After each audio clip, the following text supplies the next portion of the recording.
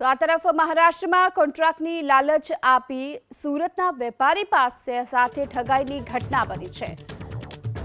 PMJAY કાર્ડના કોન્ટ્રાક્ટની લાલચ આપવામાં આવી હતી અને વેપારીને 88 લાખનો ચૂનો ચોપડવામાં આવ્યો છે। સુરત ક્રાઇમ બ્રાન્ચમાં આ અંગે ફરિયાદ પણ નોંધવામાં આવી છે। મહારાષ્ટ્રમાં કોન્ટ્રાક્ટની લાલચ આપી સુરતના વેપારી સાથે ઠગાઈની આ ઘટના બની છે। પીએમજેએવાય કાર્ડનો કોન્ટ્રાક્ટ આપી અને 88 લાખની ઠગાઈ કરી હોવાની ફરિયાદ નોંધવામાં આવી છે। હાલમાં તો આ સમગ્ર મામલે પોલીસે 2 લોકો સામે ગુનો નોંધ્યો છે। National federation of tourism and transport India લિમિટેડના એમડી સહિત કુલ 2 લોકો સામે આ ગુનો નોંધવામાં આવ્યો છે।